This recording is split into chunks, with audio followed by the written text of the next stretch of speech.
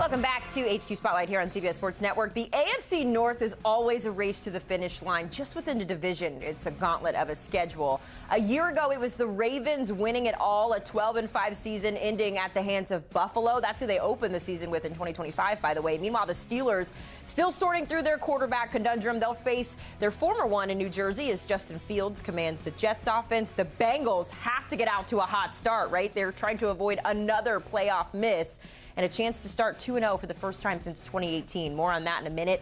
And how could we forget Cleveland with quarterback controversy of their own? So much to talk about when it comes to the AFC North. So let's do it with our good friends, our two-time Super Bowl champion in Bryant, McFadden, and our Super Bowl covering NFL reporter in Tyler Sullivan. Guys, certainly appreciate the time. Let's start our conversation, though, with the Ravens. We're just going to kind of bypass the regular season kind of here because it seems like no matter what with the Ravens, they always find their way to the postseason regardless of the schedule, but it's the playoffs, BMAC, where things get a little bit interesting. So when you look at the 2025 schedule as a whole here for the Ravens, they get the bye week in week 7.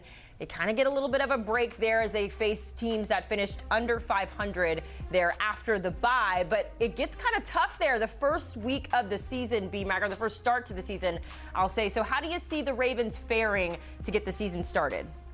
Once again, another successful year for the Ravens. I have them winning 12 ball games, but it's safe to say the hardest stretch for the Ravens is within the first 4 ball games. Traveling to Buffalo, Haley, Tyler, and then traveling to Kansas City. In both cases, I have the Ravens losing both of those ball games. Week 1 is like the week of unknowns. You're playing against a very, very highly talented team with a high-level quarterback on the road in Buffalo. I see that as a loss. Bouncing back on track against Cleveland, Detroit, and then traveling to Arrowhead Stadium, I see that as a loss as well. But when you look at the middle part of their schedule, when you look at games against Houston, Rams, Chicago, Miami, Minnesota, Cleveland, the Jets, Cincinnati, and in that first game against Pittsburgh, I see the Baltimore Ravens taking care of their business against those said teams. And then when you factor in what we usually see happen with this AFC rivalry with the Pittsburgh Steelers, regardless who the quarterback is for the Pittsburgh Steelers, they always find a way to split against the Baltimore Ravens. And that second game for Pittsburgh and Baltimore, that's the final week of the season. And if everything goes accordingly, Tyler, it's safe to say Baltimore may rest a lot of their key contributors for that ball game, which will make it an easier path for the Pittsburgh Steelers to win that ball game, to get that split that I mentioned earlier. And the same can be said for Cincinnati. So once again, another successful year. 12-5 is what they had a year ago, win-loss record. I see them doing the same thing for this upcoming season as well. Yeah, it's a good point, BMAC. If you look at that Week 18 game against Pittsburgh, they could easily rest starters. I actually have them winning that game, but if you lose that game, then I'm right there with you in terms of the prediction. I have them actually at 13-4. I think this is going to be one of the best teams in the AFC yet again. You still have Lamar Jackson, Derrick Henry. You add DeAndre Hopkins to that offense, and we saw defensively last season, they turned a corner. They were abysmal to start the year, bottom of the league in most meaningful categories. You look at the second half of the year, they were number 1 in the NFL. So the answer of who the Ravens are defensively is probably somewhere in the middle in terms of where they were in 2024, how they ended it, and how they're going to be in 2025.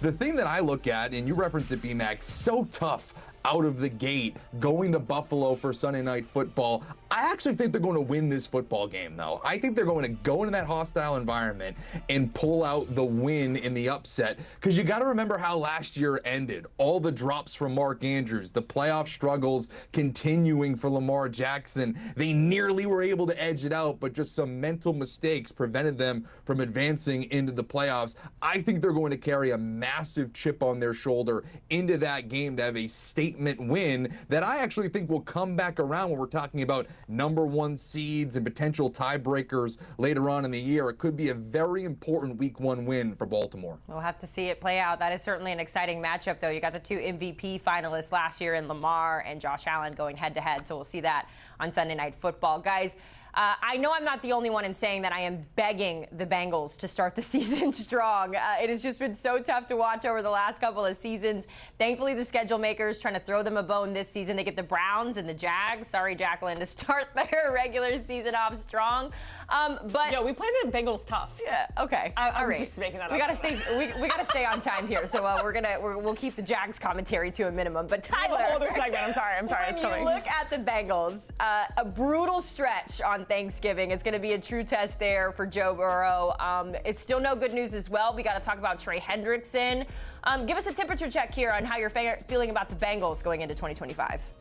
Yeah, it's really funny because I've kind of been bashing the Cincinnati Bengals throughout the offseason for what they weren't unable to do on the defensive side of the ball. Of course, the Trey Hendrickson situation is still ongoing. But then I'm going through the schedule and I'm like, win. And all of a sudden I look up and they're 12-5. And I'm like, how did they get here? The Cincinnati Bengals. And you referenced it early on in the season. If they do not take care of business against the Browns in Cleveland and the Jaguars, and also I'll throw the Vikings in there with a young J.J. McCarthy getting his feet wet in the NFL in week 3. If you don't take care of business out of the gate, then we are firmly putting this entire season on notice for Joe Burrow, for the head coaching staff and Zach Taylor, all of it. They should be able to start off hot. And overall, I love their offense. If they are what we saw at the end of last season, where they were going on this dramatic run to try to get into the postseason, Joe Burrow on his own and Jamar Chase are going to win a lot of football games. Now, the question is, and it's very similar to what we were talking about with Baltimore, can they actually replicate all of these wins into the playoffs? I have my questions about that because of that defense. I think they'll win shootouts when it gets to the nitty-gritty of the playoffs. If you don't have Trey Hendrickson, if you're really relying on Shamar Stewart, who had 4.5 sacks during his entire collegiate career, I have my doubts. And for me, that's why I'm going in more of a lesser direction with Cincinnati than you, Tyler. I see them winning 9 games. Now, you guys talked about the schedule makers threw them a bone this year to start their schedule off. Well, heck, they threw them a bone a year ago. Remember, week 1, they played against Jacoby Brissett and the New England Patriots at home, and they lost. But we talked about how bad they've been to start the season off. I really believe they were overemphasized getting off to a better start. So I see them coming out the gate 3-0. But then you look at some inspired defensive, offensive teams with balance. Detroit, Denver, Green Bay, and of course their rivals in the Pittsburgh Steelers. I have them losing those ball games. And I think they get back on track in that stretch against New York, Chicago. Usually split a series with Pittsburgh, but I have them getting swept this year with Pittsburgh. And then, of course, finishing off with Baltimore, and then finishing off on a good note when you look at games against Arizona and Cleveland. But I have them winning 9 games this season, and it's a lot to do with Cincinnati doing Cincinnati-like things, losing the teams they shouldn't lose to, and how much improved will their defense be, especially if you're having a disgruntled Trey Hendrickson, or even worse, Trey Hendrickson not even in a uniform for Cincinnati. Yeah, the things with Trey Hendrickson certainly escalating in a direction you don't want it to go. Last time we heard, he said things are getting a little personal, and they have not come to an agreement there. So certainly something to keep our eye on. Also, a random fact that I don't know how much this really matters, but the Cincinnati Bengals will travel the fewest miles this season. I only mentioned that because the Commanders did that a year ago, and they made it all the way to the NFC East title. I am not saying that matters, but just a fun fact to keep on your mind as the Bengals get their season underway. Let's talk about your Steelers, though, B-Mac, because as we know, they have never had a losing record under your head coach in Mike Tomlin. However, that quarterback question continues to loom, and it just seems like the longer the offseason goes with those question marks, it's kind of feeling a little bit, I'm not sure when it comes to Pittsburgh. They also will face 3 of the 8 teams that made it to the divisional round of the playoffs last year. B-Mac, are you nervous at all about this season, or are you trusting that your head coach will figure it out regardless? Well, I'm trusting in terms of regular season success. That's never been an issue for Mike Tomlin, regardless who's been at quarterback. And I kind of went through their schedule, Tyler, under the assumption that they may have Aaron Rodgers and they might not have Aaron Rodgers, because that's the reality of the situation. But I have Pittsburgh going 9-8, another winning season for Mike Tomlin. You look at how they start the season. I really love those 2 games. You travel to MetLife to play against the Jets, rookie head coach in Aaron Glenn, and then you get Seattle at home with Sam Darnold under the helm for them at the quarterback position. So I love those matchups to start the season with or without Aaron Rodgers. And then, of course, you have Cleveland Minnesota, Cincinnati, Green Bay, very, very intriguing game. Indianapolis, they should be able to take care of their business. And then it gets really, really dicey when we look at the final stretch. You have Chicago, Buffalo, Baltimore, Miami, Detroit, and then Baltimore again. I mean, that's a very, very difficult stretch to end the season. And we also saw a similar like schedule with them in 2024 and how they ended the season as well. And they didn't handle that gauntlet as best as possible. So I think we see some of the same like errors on the football field for the Pittsburgh Steelers, but in all, I see them winning 9 games, losing 8.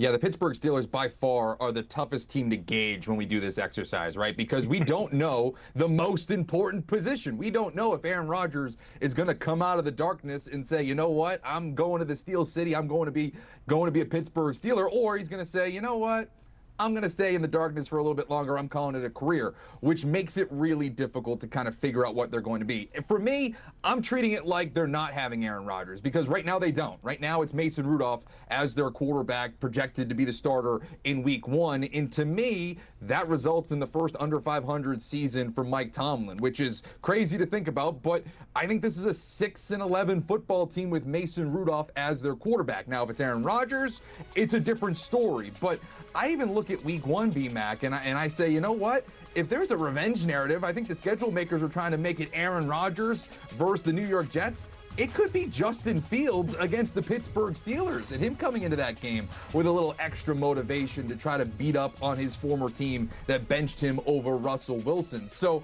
I look at that and go, oh boy, this could be tough sledding if you're losing a game out of the gate to the New York Jets in New York. And as you referenced me, Mac, at the end of the season, look at that in week 10. You're starting on Sunday Night Football in Los Angeles against the Chargers. Then it's the Bengals. Going to Chicago against a much better Bears team with Ben Johnson as head coach. You face the Bills, the Ravens, even the Dolphins on prime time, and then the Lions in Detroit.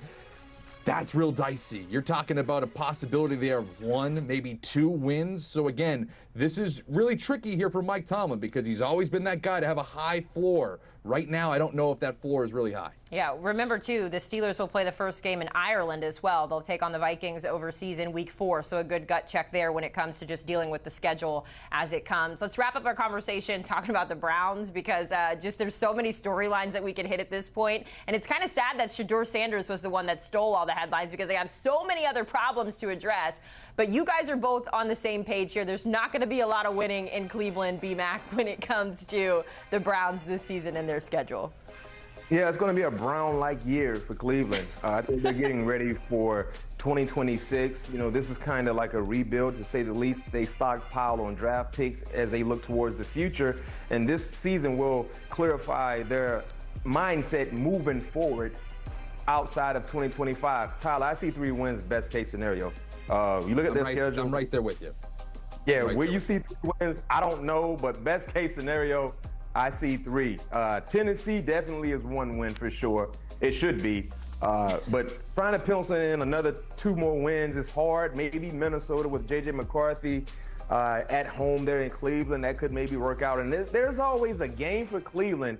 They win a game they're not supposed to win. They're playing against a better team, and they find a way to squander out a victory. That's probably going to be their 3rd win for them this season. So it's going to be a long, long year for Cleveland Browns fans. But I think they kind of understand that as they look towards the future.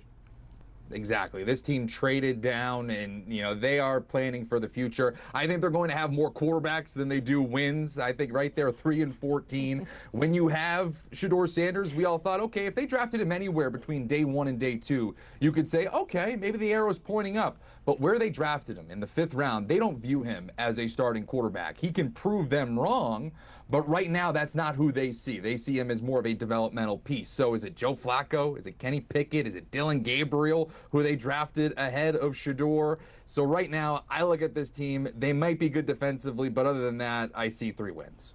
More quarterbacks than wins is certainly a statement, Tyler, but you are not wrong, my friend. So good to see you guys. Stick around because we got another segment with you on the other side. Before we get there, take a look at the odds to win the AFC North. No surprise, based on what our experts just told us, it is the Ravens sitting there at -140 to repeat as champions. The Bengals, though, sitting in potentially second there at +220. And the Browns, a long shot, plus 2,090. 900. Numbers are hard. That's how hard the season's 29 to 1. It's just, it ain't good.